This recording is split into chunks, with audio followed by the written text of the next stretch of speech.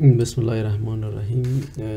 دوستان عزیز، میخوایم امروز یک فانکشن اکسل بر شما به معرفی بگیریم. عنوان نام است stop using the sum function. به این معنی است که شما نباید از فانکشن sum باید استفاده نکنید و ما میتونیم از یک طریق دیگر که شارتکتش alt مساوی استفاده کنیم. یکم ساده تر باید. مثلا اگر اینجا بخوایم از فانکشن سم استفاده کنیم، مساوی سم قوس باز قوس بسته، تمام از این کالم انتخاب کنیم، انتر، توتال تمام کالم ابدا میشه. و اگر این رو بخوایم درک کنیم به طرف راست بریم، تمام قیمت های مجموعی از این کالم ماه اپریل، ماه مارچ، ماه فوریه برای ما میده. و همین قسم میتونید این کالم پایینیش همچنان که اگر رنگ زیر تغییر بدیم، مثلا یک رنگ دیگه برش انتخاب کنیم، رنگ آبی رو برش انتخاب کنیم، در رنگ آبی اگر میتونید همچنان همین فانکشن استفاده کنیم. پس میایم از یک طریق دیگه که ساده تر است، از فانکشن شارتکت alt مساوی استفاده کنیم. میایم توتال قیمت های مجموعه را پاک میکنیم.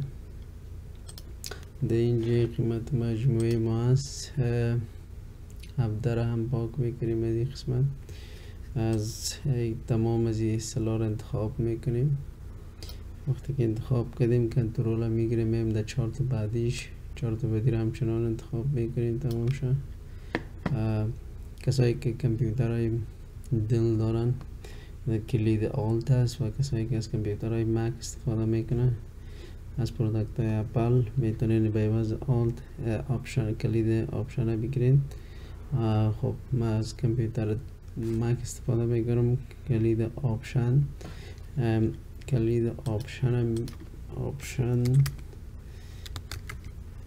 مساوی، این دو تا کلید همزمان میگیرم. برای ما عین فرمول alt مساوی رو برام میده. خب بیاید یک بار دیگر انتخاب میکنیم، کنترل میم چارت بعدی رو همچنان انتخاب میکنیم، alt مساوی. وقتی alt مساوی بگیری قیمت های مجموعه را از ماه جنوری را این رو برای ما میکشه. 2 جمع 5 جمع 43 جمع 22 مساوی 72 و همچنان کالمی که مربوط احمد است تا ماه اپریل برای ما کشه 43 و روی که مربوط محمود میشه همچنان 56 میشه و کالم مجموعی را همچنان 446 قیمت را مجموعی برای ما کشید. این کلید آپشن است. منتظر ویدیوهای بعدی ما همچنان باشین. تشکر.